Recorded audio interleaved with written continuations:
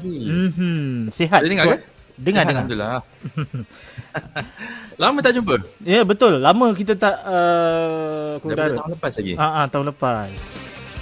Apa ni, kita berbicara banyak pasal kewangan lah. Tapi apa pun, kadang kita rindu jugalah sebab banyak topik-topik baru. Macam Tuan Azmi pun banyak share apa ni, tips pengurusan, bukan merangkumi kewangan, dah sampai ke kehidupan. Betul, betul, betul. Sebab kehidupan dengan kewangan ni memang berkait rapat lah. Kalau orang tu ada masalah kewangan, kehidupan dia akan terancam. Betul. Kalau Betul. kehidupan dia pun terancam sebab maybe dia tak sihat. Kehidupan dia Hmm. tak sihat, dia Ya. sakit-sakit, kewangan dia pun akan terancam juga. So dia berkait Hmm. rapat. Baik. Okey tuan, untuk minggu ni kita nak apa ni, bercerita berkenaan dengan topik yang yalah, memang hampir dengan esok kita dah ada pembentangan bajet Betul. tahun 2023. Tahun lepas Betul. pun kita bercerita berkenaan dengan bajet itu daripada kerajaan yang terdahulu. Betul. Ini setelah di-revise semula, bergantung kepada dialah pihak kerajaan ingin apa ni, mengatur semula lah ya, bagaimana perancangan perbelanjaan untuk negara untuk tahun ini diadakan, dibentangkan semula pada esok. Boleh tunggulah rakan-rakan kita apa insentif, apa ni, bonus dan sebagainya, mungkin ada Betul. mungkin tidak kan, untuk rakyat. Tapi yang penting dalam pada itu, kita pun sebagai rakyat kena ada satu tanggungjawab jugalah ya, dari segi pengurusan keuangan kita sendiri. Betul ya Cik Faiz kan? Betul, betul. Tanggungjawab kepada diri kita ni adalah nombor satu. Bantuan daripada luar, keputusan daripada kerajaan adalah nombor dua. Maknanya kita kena memahami realiti ekonomi kita sekarang dan sebagainya. Dan mungkin banyak juga, mungkin kita terlalu banyak melihat isu dalam media sosial. Apa ni, contohnya antaranya lah ni lah, macam pengeluaran KWSP dan sebagainya kan. Betul. Dah jadi macam satu benda wajib pula yang kena dikeluarkan lagi lah. Setiap kali ada kesusahan, kesusahan dia sendirilah. Ya. Tapi dia akan minta keluar. Tapi bila dia minta keluar, benda tu orang lain yang tak perlu pun, saya pun nak ikut sekali. Itulah masalahnya bila zaman sekarang ni lah. Dulu tak ada media sosial sangat. Tak ada pun, dulu tak ada media sosial. So kita tak mendengar rintihan segelintir. Tapi bila rintihan segelintir ni ada masuk dalam media sosial, dia akan, semua akan dengar lah macam satu Malaysia yang susah. Itu jadinya isu lah sekarang ni. Yalah, jadi realiti ekonomi kita sekarang ni Tuan Faiz kan.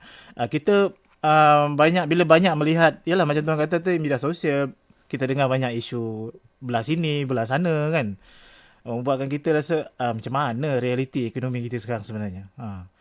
Kadang dia orang ingat kalau ikut ekonomi negara, tahun 2022 berbanding 2021, kalau kita tengok GDP kita lah, pendapatan kasar negara ya, which is satu nombor yang kita boleh tengok lah sebagai reference, adalah 8.7% peningkatan dia.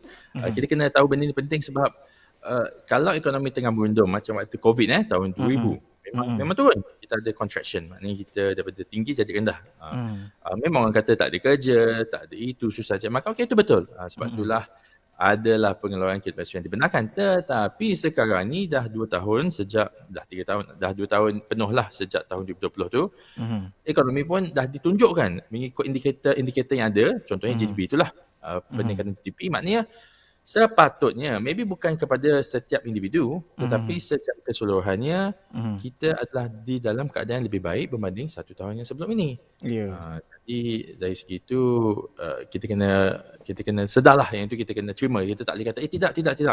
Saya tak rasa pun. Itu adalah anda. Tapi kita kena cakap secara keseluruhan. Lepas tu barulah kita cakap pasal individu. Lepas tu kita tengok individu tu macam mana dia jaga duit. Yalah, dari segi penjagaan keuangan, macam Tuan Faiz kata sebelum ni, topik kita yang kita cerita pasal yalah, bajet, simple bajet 50, 30 dan 20 ya. Percentage untuk kita punya pendapatan bersih, kita bagilah yang wajibnya tu 20 lah tu. Untuk simpanan. Jadi kebanyakannya kita bila ada isu macam ni lah, contohnya macam kita mendesak supaya dikeluarkan KWSP tu untuk kegunaan kita sekarang lah. Mungkin itu masing-masing punya ni lah. Tapi yang kata orang tu, bila bila tak ada 20% tu lah. Itu yang menyebabkan kita Nak 20% tu dia tak boleh start 1 bulan lepas. Tak boleh. Benda tu kena dipupuk dari waktu dia kecil tau. Maknanya kalau kita seorang ibu bapa, anak kita dah start kerja, kita cakap ke dia, simpan 20% macam mana pun. Kalau gajinya, tak kisahlah gaji rendah, gaji tinggi, simpan juga. Maknanya kalau seorang ibu bapa tu ada 3 anak. Seorang anak tu maybe gaji dia 5,000, seorang anak tu gaji dia 10,000. Seorang anak tu gaji dia tak banyak rezeki lah walaupun dia yang tua, tetapi gaji dia hanyalah RM1,500 yang minimum. Tetapi kalau dipupuk ya, untuk setiap anak-anak ni 20% perlu disimpan. Maknanya kalau gaji dia tadi RM1,500, 20% adalah RM300. Maknanya dia cuma boleh belanja untuk kehidupan dia dan dia pergi keseronokan cuma RM1,200 yang baki tu ya. Bila dia tertimpa kesusahan lah, contohnya kena buang kerja ke, dia pergi bisnes tak jalan ke, disebabkan 2 benda ya. Dia dah ada savings, dia dah ada harta, dia dah simpan selama, contohlah dia dah kerja 10 tahun, dia dah ada banyak lah. Dia dah ada, dan dia tidak biasa berbelanja banyak. Sebab yalah, tiap-tiap kali gaji naik ke apa ke, tetap cuma 80% je gaji bersih boleh digunakan untuk belanja. So bila ada kesusahan, dia tak, bukan nak kata dia tak rasa, tapi dia boleh, tak apalah, boleh hidup lagi ni. Savings ada ni boleh hidup selama 2 tahun lagi. Dalam masa 2 tahun takkanlah kita nak buat duduk rumah, buat melarang je kan. Kita akan cari pendapatan baru, tapi kita akan membuat benda tu dengan tenang. Tapi berbandinglah kalau orang yang tak buat benda ni, dia kosong lah dia punya harta lepas tu dia nampak lah ada sejumlah wang. Wow, ada RM80,000 nakit lepas tu. Dia tak pernah nampak duit terkumpul banyak tu sebab tiap-tiap bulan dia coli. Dia tak pernah fikir untuk menyimpan. Tiba-tiba dia nampak RM80,000. Dia katalah itu adalah hak siapa? Hak kami, hak dia. Tapi dia lupa selama 10 tahun, 20 tahun dia bekerja, apa dah jadi? Takkanlah kita nak kerja, hidup pagi, kais pagi makan pagi, kais bulan makan bulan. Itu masalah dia, mentaliti setiap manusia lah. Itulah maknanya bermula daripada kita. Perancangan kewangan tu bermula daripada kita, diri kita sendirilah. Kita anggap KWSP tu adalah simpanan hari tua kita lah, menggaji bersih kita. Macam tuan kata 20% tu kita kena strict lah, bukan setakat 2-3 bulan yang lepas, tapi bermula daripada kita start kerja, mungkin daripada kita bujang umur 20-an mungkin sampai sekarang. Kalau kita amalkan daripada awal, memang simpanan kita rasanya kita tak mendesak lah untuk mengeluarkan simpanan yang tetap. Sebab itu kita kan. tengok ada berita lah hari ni. I nampak lah dekat Malaysian Gazette. Contohlah, dia cuma headline lah. Satu kaum ni adalah pemohon pengeluaran yang paling sedikit berbanding dengan kaum-kaum lain. Kita tak nak sebutlah kaum apa. Kita ada 3 kaum yang utama sajalah di Malaysia kan.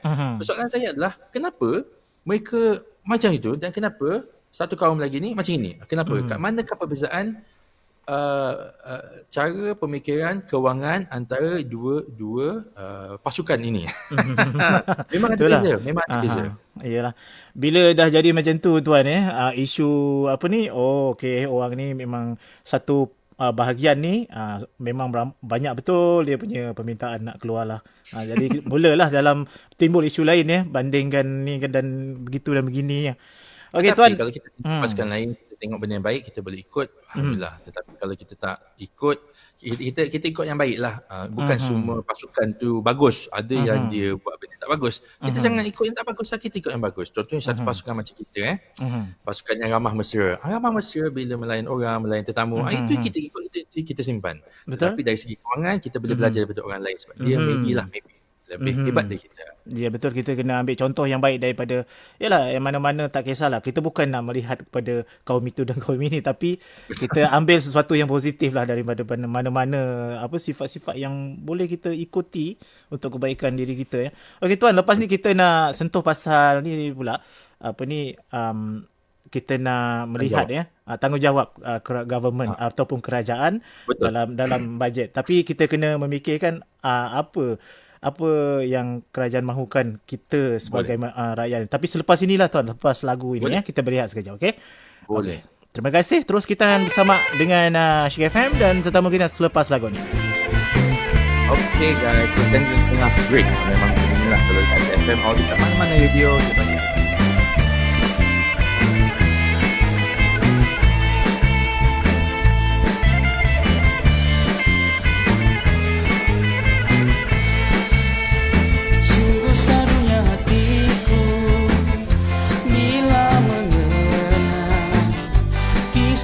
Silam di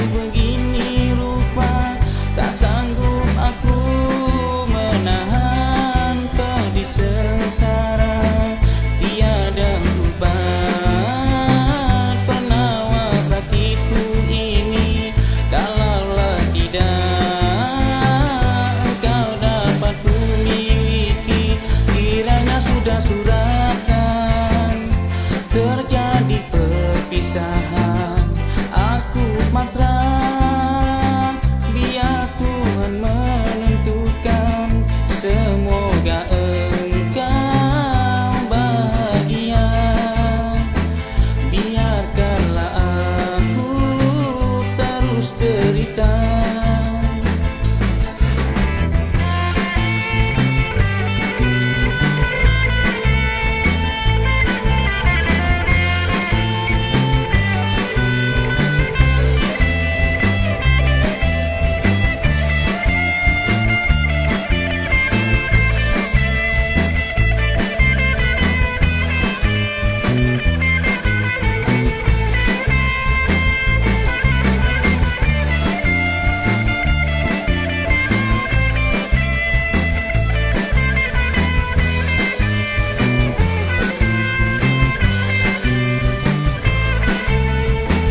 Sedang asyik bercinta, datang penghalang, merampas kekasihku, menghancurkan impian. Aku sangat kecewa bila ku begini rupa, tak sanggup aku menahan pedih sengsara. Tiada obat penawar sakitku ini, kalaulah tidak engkau dapat ku miliki. Kiranya sudah suratan terjadi perpisahan, aku pasrah biar Tuhan menentukan. Semoga engkau bahagia, biarkanlah aku terus derita. Semoga engkau bahagia, biarkanlah aku terus derita.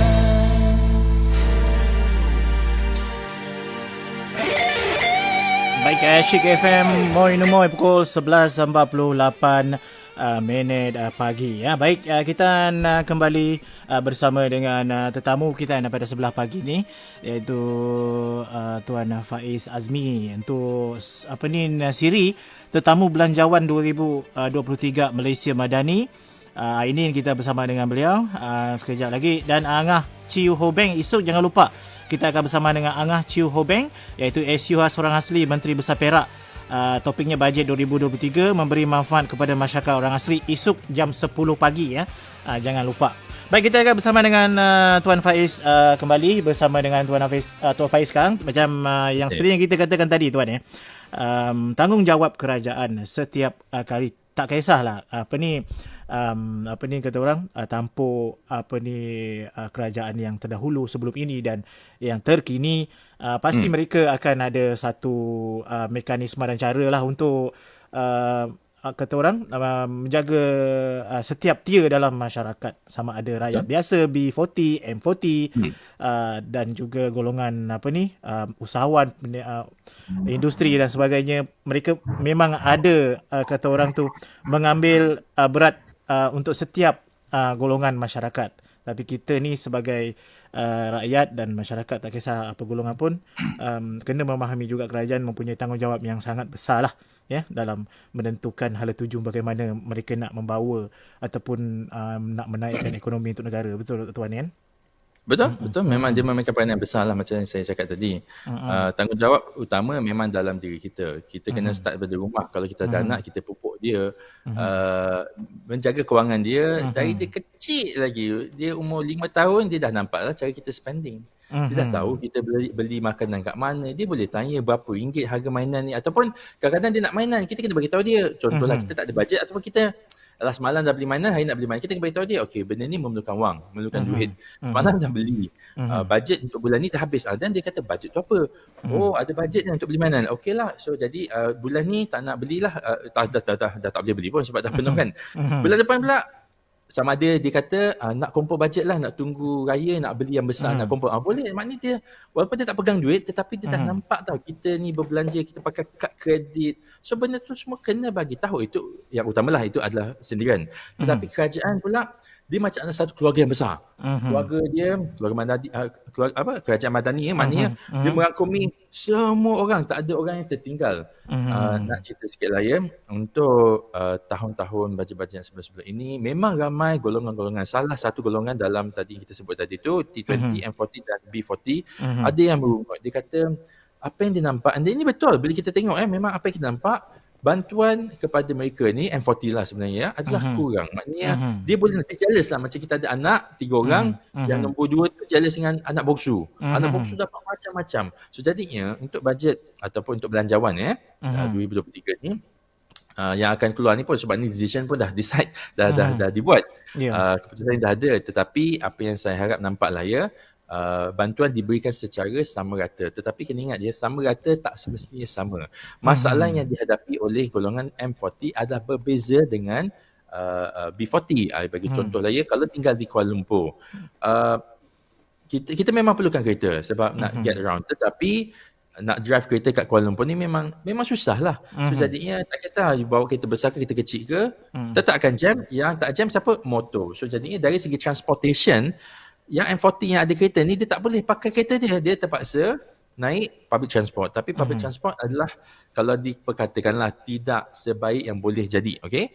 So patutnya bajet ni boleh memudahkan. Okay? Dulu-dulu kita ada bajet memudahkan orang ambil public transport. Dia bagi RM50 kalau tak salah sebulan.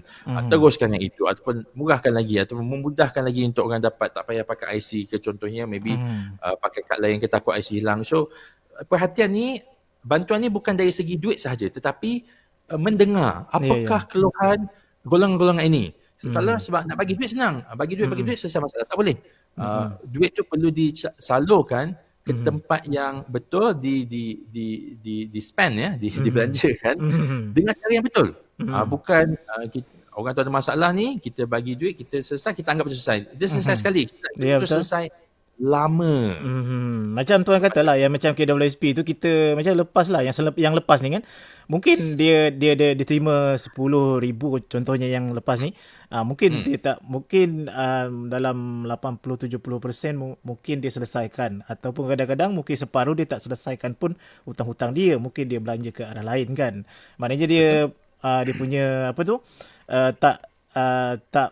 tak mengikut kata orang tu, tak berkesan lah, taklah 100% betul-betul dia. Tak berkesan sebab apa ya?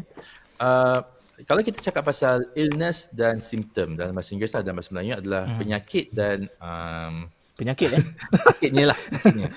Okey, kita demam kita demam. Sakitnya adalah kita demam, kita sakit kepala. Tetapi penyakitnya could be anything lah. Contoh bukan ada orang kanser siapa, tetapi penyakitnya maybe adalah kanser otak. Okey? Iyalah. Jadi dia sakit kepala. So kita akan treat penyakit, kita akan treat simptom dengan makan Panadol. Pening kepala lah, makan Panadol. Legalah sekejap, 3 jam. Lepas tu demam lagi, lepas tu sakit lagi. Kenapa sakit lagi? Dia makan lagi Panadol. Penyakitnya tetap ada. Kansernya tetap ada. Sambung jugalah dengan masalah kewangan ramai orang. Penyakitnya adalah negative cash flow. Maknanya tiap-tiap bulan gaji dia RM5,000. Tetapi dia belanja RM7,000. So setiap bulan duit keluar RM2,000. Negatif. Maknanya dia kena cari lagi RM2,000 lah. Dia cari lagi RM2,000 tu. Sepatutnya. Tetapi apa dia tak carilah, dia tak cari income baru. Memang, dia betul. tak kurangkan komitmen dia. Apa dia buat? Dia minta, sorry to say, minta pengeluaran duit-duit dia lah daripada akaun-akaun tu semua, termasuk akaun KWSP. Dia dapatlah RM10,000. So RM10,000 tu boleh membantu dia rawat dia punya sakit pening kepala lah untuk berapa bulan? RM10,000, RM2,000 sebulan. Tolak 5 bulan lah. 5 bulan. Lepas tu dia sakit balik. Lepas tu dia akan minta lagi sampailah Panadol tu habis. Maksudnya sampailah kita dah habis, masalah tetap ada tak? Ada. So, jadinya masalah dia bukannya, penyakit dia bukanlah tak ada duit. Penyakit dia sebenarnya adalah negative cash flow. Tiap-tiap bulan income dia rendah sangat. So macam nak rawat, carilah kerja baru, carilah kerja lain. Ada banyak kerja kat luar sana, second job ke apa, terpaksa. Okey, itu nombor 1. Nombor 2, potong komitmen daripada RM7,000 jadi dah lah RM4,000 ke RM3,500 ke. Itulah cara dia untuk rawat penyakit tu. Kita tak nak rawat sakit, kita tak nak makan Panadol kasih hilang sakit kepala sekejap. Kita nak rawat penyakit tu, which is the bigger masalah. Selagi tak sedar benda ni, bagilah sampai kosong KWSP dia. Bukan RM10,000 sampai kosong RM8,000 kan. RM8,000 tu keluar terus.